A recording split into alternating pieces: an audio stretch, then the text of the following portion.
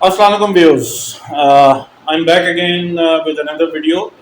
थोड़ी इंटरेस्टिंग है आजकल के ज़माने के हिसाब से। मेरे ख्याल में इस वीडियो की बड़ी ज़रूरत थी।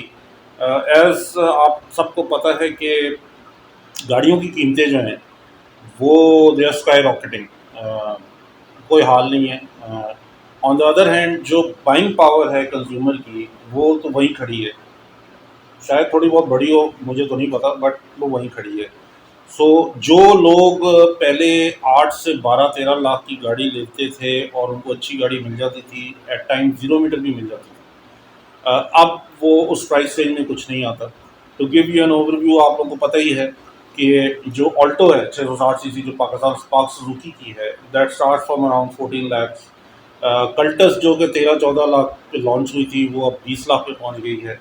करोला XLI GLI जो डिसकंटिन्यू हो गए हैं, लास्ट प्राइस ब्रैकेट ऑटोमेटिक की गालिबन 29 लाख, 28 लाख, 29 लाख। और मेहरान को अभी आप साइड पे रखें, वैसे तो वो भी डिसकंटिन्यू होगी। और इंटरेस्टिंगली मैं अभी ये मूवी बनाने के लिए पाक पे रिसर्च कर रहा था, वीडियो बनाने के लिए। तो वो मेहरान 2018 की आई थिंक 25,000 किलोमीटर चली हुई। The guy was asking 9.6 lakh rupees. तो बड़ी बड़ी मार्केट है मेहरान की, मगर मेहरान को इस लीग में मैं नहीं रख रहा अभी। तो चुनांचा as the subject of the video is के budget cars in the range of 8 lakh to 12-13 lakh, ये आज का टॉपिक है। और मैंने बड़ी सर्च की, ओलेक्स पे भी, पार्कव्हील्स पे भी, जनरली जितना मेरा फहम था, तो मुश्किल से कोई 8-9 गाड़ियाँ निकली, विच वाज वेरी डिप्रेसिंग। इससे ज़्यादा गाड़ियाँ ही नहीं हैं।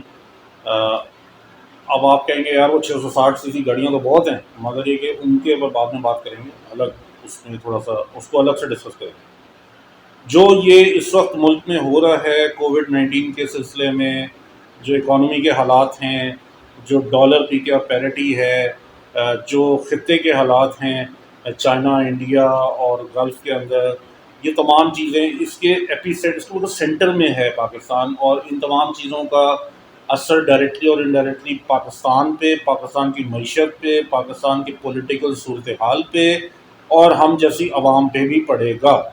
तो इसके ऊपर तो डिटेल में किसी और वीडियो में बात करेंगे। Let's coming back to the topic, budget cars. तो बजट कार्स के अंदर अच्छा जो मैं ये बता रहा हूँ, बजट कार्स नंबर वाइज ये रैंडम है। पहले नंबर पे जो मैं गाड़ी बता रहा हूँ वो ज़रूरी नहीं कि नंबर 1 है। अ, तमाम गाड़ियों की स्कोरिंग करेंगे हम बेस्ड ऑन उनकी प्राइस। तो 8 से 13 है ना सबकी, तो प्राइस को तो छोड़ दे। Based on the fuel efficiency, spare parts availability, reliability, और सबसे इम्पॉर्टेंट जो है उनकी ड्यूरेबिलिटी। तो इन 4 चीज़ों के ऊपर हम उनकी ग्रेडिंग करेंगे और एंड में उनको सल्यूट स्कोर दिया जाएगा। तो देखेंगे कि नंबर 1, नंबर 2, नंबर 3 पे कौन सी गाड़ी फॉर्म करती है। क्लोज मैच होगा, बट डेफिनेटली वो जो बायर होता है, जो गाड़ी खरीदने के जो आप में से शौकीन है या जो खरीदेंगे, उनकी अपनी पसंद नापसंद अल्टीमेट चॉइस होती है और बजट होता है।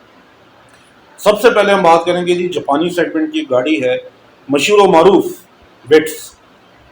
अच्छा, विट्स जो है मेरे घर में बाहर भी खड़ी हुई है। विट्स जो है वो 2 वर्जन में आती है। 90% 1000 सीसी में आती है, एफ क्लास तो पता नहीं कौन सी क्लास, बी क्लास तो वो जो भी है। एक 1300 सीसी भी आती है।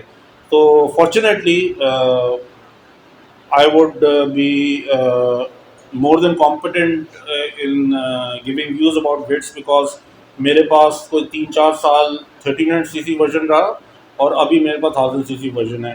तो अगर आप मार्केट में जाएंगे 8 से 13 लाख, 10 लाख से कम नहीं मिलती, ये आपको मिलेगी बिटवीन 11 एंड 13। तो उसमें आपको 1000 सीसी ही मिलेगी। और ये आप ऊपर पिक्चर देख रहे होंगे या नेक्स्ट विंडो में पिक्चर उसकी देख रहे होंगे गाड़ी की। गाड़ी बहुत अच्छी है, टाइटन टेस्टेड है। गाड़ी के फीचर्स वगैरह पे बात नहीं करते क्योंकि पिटी हुई गाड़ियाँ सारी ये रोड पे भरी पड़ी हैं, तो why should I talk about power steering and power Windows and all that. गाड़ी अच्छी है, एवरेज इसकी अच्छी होती है, 13-14 किलोमीटर आपको निकाल जाती है। इसकी डाउन साइड ये है, विड्थ 1000 सीसी की कि इसका एसी में प्रॉब्लम आती है, अक्सर आ जाती है, कंप्रेसर उड़ जाता है इसका। नॉट ये कि हर सीज़न में उड़ जाता है, मगर जितना साफ रखेंगे तो एक दफ़ा कंप्रेसर तो उड़ेगा उड़ेगा उसका। दूसरा जो 1000 सीसी है उस वो डी रेटेड है, यानी वो अंडर कैपेसिटी इंजन है उसका, बहुत वीक इंजन है, तो उसकी पिक विक जो है वो इतनी अच्छी नहीं है। ज़ाहिर है आप जब इकॉनमी की बात कर रहे हैं, बजट की बात कर रहे हैं, तो आपको थोड़ा सा करना पड़ता है बर्दाश्त। दूसरा इसमें जो एक इसका पेटेंट फॉल्ट है वो ये कि इसका इंजन वाइब्रेट बहुत करता है, चलते हुए नहीं, जब आप सिग्नल पे खड़े होते हैं, डी में लगी होती है तो पूरी गाड़ी शेक करती है। ये इसका एक पेट इसका नुक्स है और इसका कोई इलाज नहीं है। इसका इलाज यही है कि जब आप रुकते हैं सिग्नल पे और एसी चल रहा है तो आप उसको न्यूट्रल करते हैं तो वाइब्रेशन ख़त्म हो जाती है। तो अदरवाइज़ गाड़ी बहुत अच्छी है। इस गाड़ी में ये कैपेसिटी है कि अगर ये थोड़ी सी रगड़ी भी हो तो आप इसको रिफर्बिश कर सकते हैं, इसके अंदर नई जान डाल सकते हैं। कोशिश करें कि ऐसी कार ना लें जो एक्सीडेंटेड हो। 2012, 11, 10, 9, 8 से लेके 12 तक का मॉडल आपको मिलेगा इस प्राइस रेंज में। जो बहुत अच्छा होगा, बहुत एक्सक्लूसिव होगा, वो 13 लाख से क्रॉस कर जाएगा, मगर जनरली 10 से 13 लाख के दरमियान आपको ये गाड़ी मिल जाएगी। So it's a very good choice in hatchback. अब हैचबैक के अंदर अच्छा पार्ट्स की बात करें, पार्ट्स इसके लिए जनरली स्पीकिंग बड़े शहरों में नॉर्मल स्टोर्स पे आपको जो मैकेनिकल पार्ट्स हैं वो तो मिल जाते हैं। बॉडी पार्ट भी इसके अट्टी अट्टी आपको बिलालगंज जैसी जगहों पे मिल जाते हैं, इतना इशू नहीं है पार्ट्स का। विंडशील्ड से लेके बम्पर, फेंडर, हेडलाइट्स, इंजन। अच्छा इसका जो गियरबॉक्स है वो वंस द गियरबॉक्स जब रिटायर होता है, गियरबॉक्स रिपेयर नहीं होता, इसका गियरबॉक्स रिपेयर होता है। जब इसका इंजन रिटायर होता है तो इन मोस्ट केसेस वो ओवरऑल नहीं होता, नया इंजन डल जाता है। अगर आप में से वो साहब या वो हाजरीन या नाजरीन जो उनको 1000 सीसी बहुत अजीब लगती है कि यार ये तो थड़थड़ाती बहुत है या इसकी पिक नहीं है, तो उसका बेस्ट ऑप्शन ये है कि आप 11 साढ़े 11 लाख की एक दरमियानी औसत गाड़ी, औसत कंडीशन की गाड़ी लें, उसमें आप 1300 सीसी का इंजन स्वैप करा दें, then that car is good for life. अगले 4-5 साल वो गाड़ी एप्लीकेशन करेगी। अब चलते हैं जी अगली गाड़ी पे। ये एक्चुअली मैंने तस्वीरें डाउनलोड की हुई हैं ताकि मैं मिस ना कर दूँ। पार्क सुजुकी की Suzuki Swift 2010 model, 11 model, 12 model, 13 model, ये आपको इस 10 से 13 लाख की रेंज में मिल जाएगा। अगेन कंडीशन डिपेंडेंट है ये। इस गाड़ी के बारे में आपको ये मैं बात बता दूं कि ये बहुत ज़्यादा रिलायबल और बहुत ही ड्यूरेबल गाड़ी है। पार्क सुजुकी की सबसे ड्यूरेबल गाड़ी है ये। हैविंग सेड दैट, ये पेट्रोल बहुत खाती है, मतलब काफ़ी ज़्यादा खाती है, 8-9 बाज़ अगर आप इसके इंजन के साथ कोई हैंकी पैंकी करें तो ये 7 तक भी आ जाती है। पेट्रोल पे बहुत हैवी है। इसकी जो बुरी बात मुझे लगती है वो ये कि इसकी जो पिछली सीट है उसके अंदर लेग स्पेस बहुत ही कम है, काफ़ी इसका क्रैम्प्ड केबन है अगर आप इसको विड्थ से कंपेयर करें। मगर विड्थ के मुकाबले में इसकी जो एडवांटेजेस है वो ये कि ये लोकल गाड़ी है, तो लोकली स्पेयर्स अवेलेबल है, मैकेनिक्स अवेलेबल हैं, रिपेयरेबल है, ये एक एडेड एडवांटेज है इसका। बट अदरवाइज जो है, अगर आपको पावर चाहिए और भगाने वाली गाड़ी चाहिए, पावरफुल गाड़ी चाहिए कि जिसपे आपने पहाड़ियाँ चढ़नी है और नॉर्दर्न एरियाज में जाना है और 5-5 लोग बिठा के मोटरवे पे भगाना है, तो this is the car for you in the budget scene. तो सुजुकी स्विफ्ट सबको पता है कि बहुत आम गाड़ी है, अच्छी गाड़ी है, तो ये उसकी प्राइस रेंज बनती है। अगली गाड़ी आ जाए जो थोड़ी सी आउट ऑफ मार्केट गाड़ी है, मगर ये भी आपको 9 लाख से 11 लाख के अंदर मिल जाएगी, बहुत अच्छी। ये गाड़ियाँ थोड़ी कम हैं। ये है जनाब सुजुकी लियाना। जब लियाना आई थी तो इतनी पॉपुलर नहीं हुई, अब गाड़ियाँ मार्केट में थोड़ी कम हैं, मगर बिलीव मी परफॉर्मेंस वाइज, चलने के लिहाज से इस गाड़ी का कोई मुकाबला नहीं है। बहुत शानदार गाड़ी है, कंसिडरिंग कि फुल सेडान गाड़ी विद एक्सीलेंट एसी सिचुएशन, अच्छा इंटीरियर, अच्छी बॉडी, आपको अगर 11 लाख के अंदर या 12 लाख के अंदर मिल जाए तो नथिंग लाइक इट। स्पेस भी इसके मिल जाते हैं, फ्यूल एवरेज भी मुनासिब है, बहुत ज़्यादा नहीं खाती, एवरेज है। इसमें आपको 1.6 का ऑटोमेटिक वर्जन भी मिल जाता है जो कि इम्पोर्टेड है। तो जब आप बात करते हैं कि आपको 11 लाख में एक सेडान मिल रही है जो कि नॉन पाकिस्तान असेंबल्ड है, इम्पोर्टेड है, तो मेरे ख्याल में ये बहुत अच्छी चॉइस है। But again people generally tend not to like its shape, या आई डोंट नो, जैसे मैंने कहा कि आउट ऑफ मार्केट है। मगर जब हम बजट की बात करते हैं तो ज़ाहिर है फिर आपकी ख्वाहिशात थोड़ी आपको साइड पर रखनी पड़ती हैं। You have to see your pocket and देखना पड़ता है कि क्या चीज़ ज़्यादा प्रैक्टिकल है और वैल्यू फॉर मनी किस चीज़ में मिलती है। अगली गाड़ी पर आ जाती हूँ, जानी मानी हर दिल अजीज सुजुकी कल्टस, जो पिछली जनरेशन थी पाकिस्तान असेंबल्ड। इसके बारे में क्या कहना जी।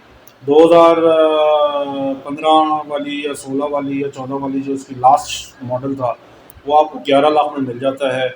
इस गाड़ी के बारे में फ्यूल 10-11 कर जाएगी, 12 कर जाएगी, पावर भी ठीक ही है, स्पेयर पार्ट बहुत सस्ते हैं, किसी भी मैकेनिक से रिपेयर करा दें।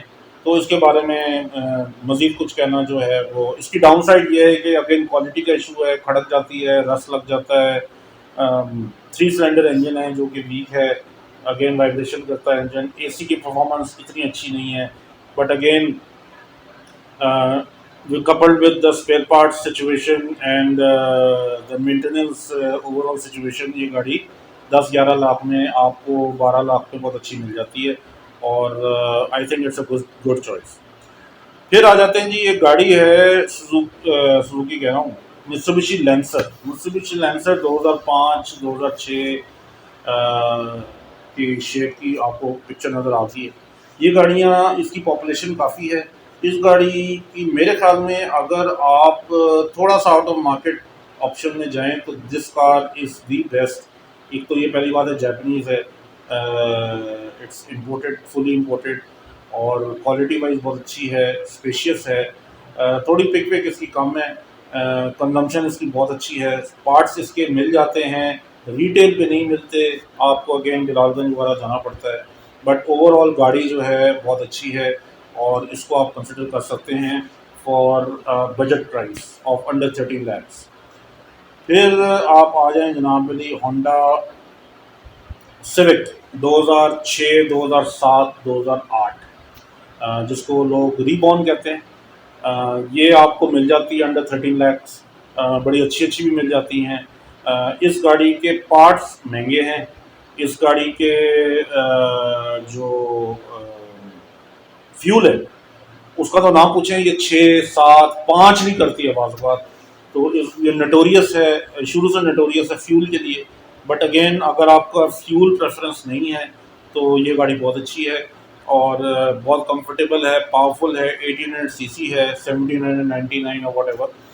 तो इस गाड़ी को कंसिडर कर सकते हैं। मगर इसकी रीसेल कम होने की जो मेन वजह है वो इससे जो अगला मॉडल है 2013 का, वो आप देखें ना कि वो स्टार्ट ही आजकल जो है ना वो 23, 24, 25 लाख से होता है, अब अच्छी मेंटेन गाड़ी। और ये गाड़ी आपको मिल जाती है कहाँ पे, 13 लाख की, 12 लाख की। तो फर्क देखें आप, तो इसका फ्यूल का बहुत बड़ा इशू है।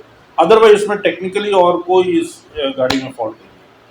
फिर हम आते हैं जनाब अली, एक और गाड़ी है, गुम गई है थोड़ी सी, ढूंढने की कोशिश करते हैं।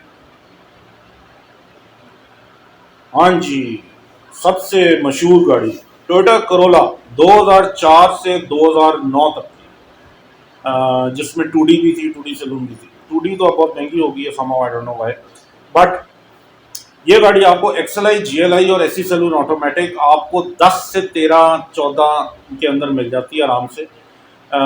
Reliability number 1, fuel average normal, spare parts number 1, dependability number 1।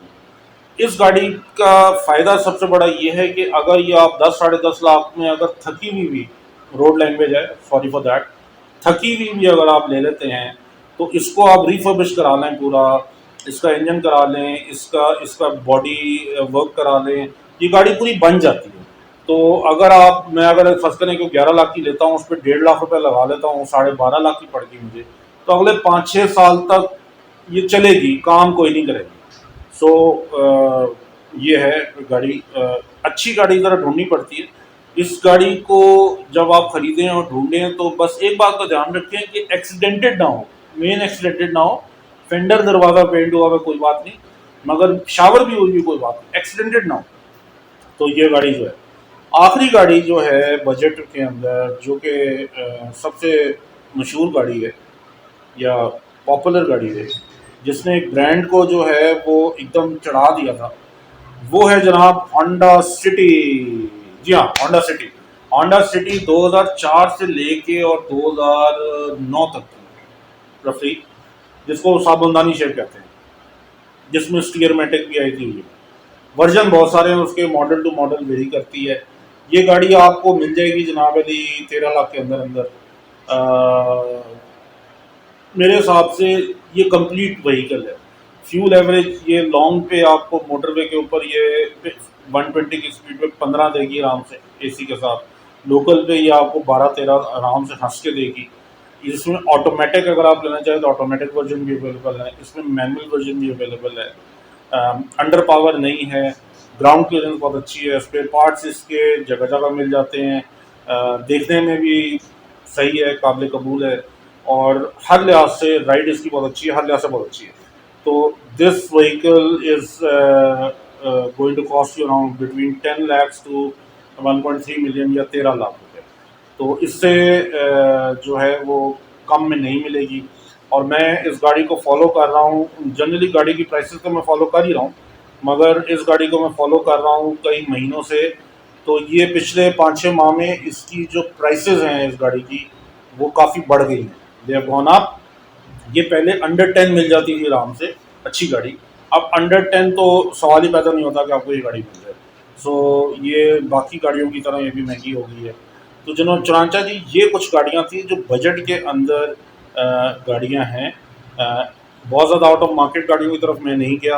अगर आप 8 से 13 लाख का फ़िल्टर लगाएं तो पता नहीं अजीब गरीब गाड़ियाँ निकल आती हैं, मर्सिडीज़ें भी आ जाती हैं और पता नहीं क्या क्या आ जाता है। तो हमने तो प्रैक्टिकल बात करनी है, जो कि बजट के अंदर जो आप एज आ अपना प्राइमरी कार इस्तेमाल कर सकते हैं।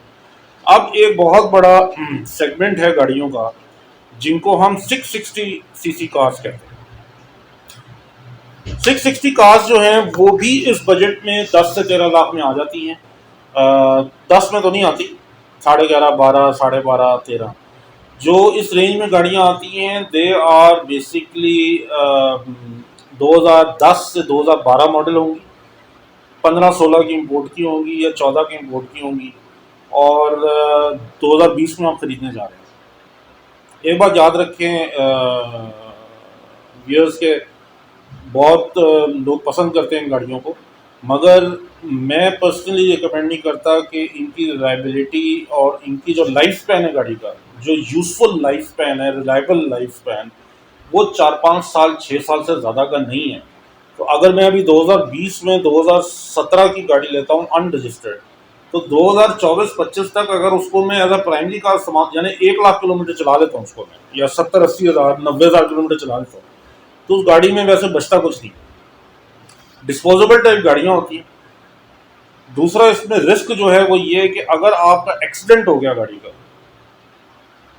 ज़िंदगी को तो कुछ नहीं होगा, आपके 60-70 की स्पीड पे अगर हेड ऑन या कोई मेजर एक्सीडेंट हो गया, तो फिर इस गाड़ी का फिर बचता कुछ नहीं है। इसमें फिर ऑटोमेशन के मसले रहते हैं, इसमें ये बनती नहीं है गाड़ी को सही तरह, बॉडी पार्ट्स नहीं मिलते इसके, बड़े प्रॉब्लम हो जाते हैं। अक्सर आप गाड़ियाँ देखें जो थोड़ी नापैद किस्म की 660 होती हैं, पिछली विंडशील्ड टूट गई तो प्लास्टिक लगाया होता है। अक्सर लोगों ने लाइटों के ऊपर प्लास्टिक रैपर चढ़ाया होता है, लाइट का कवर टूट गया होता है, स्कॉच टेप से लगाया होता है। तो ये मसले हैं। टेक्निकली स्पीकिंग इन सिर्फ 3 चीज़ों की मैं बात करता हूँ। इंजन गियर बॉक्स डिस्पोजेबल है, वो रिपेयर नहीं होता जी, वो आपको रिप्लेस करना पड़ता है, और गियर बक्सा इनका अक्सर उड़ जाता है। एसी इन गाड़ियों का वैसे भी रिलायबल नहीं है, और जून जुलाई की जब 40 डिग्री प्लस गर्मी होती है तो वो एयर कूलर वाला हिसाब होता है, वो चलता नहीं है। आगे पीछे जो है वो चल जाता है सही। कंजम्पशन इनकी अच्छी होती है, फ्यूल कंजम्पशन, मगर वो तब तक है जब तक गाड़ी अपनी ओरिजिनल हालत में है। 4-5 साल पाकिस्तान में चलने के बाद ये जनरली खड़क जाती हैं सारी। तो अगेन 13 लाख रुपए जब आप खर्च करते हैं तो I would not recommend use 660 car जो कि इतनी पुरानी हो, अनलेस अनटिल आपके जानने वाले की हो, उसने फूलों की तरह रखी हो गाड़ी, बहुत इमेक्युलेट कंडीशन में हो, तो ठीक है। अदरवाइज मैं उसको कंसिडर नहीं करूँगा। तो ये जो गाड़ियाँ मैंने आपको बताई हैं, they are reliable, they are long lasting. इनको ऊपर अगर आप पैसा लगाएंगे तो इधर वो तो या तो आपको रीसेल की सूरत में वापस देंगी या आपको सर्विस के थ्रू वापस देंगी। आपको जो वो सर्विस प्रोवाइड करेंगी उसमें आपके पैसे पूरे हो जाते हैं। तो चनांचा अब चलते हैं स्कोर की तरह, जो आपको मुख्तलिफ इन सारी गाड़ियों का स्कोर जो है वो प्लॉट होगा और उसमें फिर देख लेंगे कि इंडिपेंडेंट स्कोरिंग में करूँगा जी, उसमें कोई बाइस्ड स्कोरिंग नहीं होगी, टोटल कर लेंगे। अब वो जिस गाड़ी का टोटल जितना आ गया आपके सामने ही होगा। तो until next time, thank you.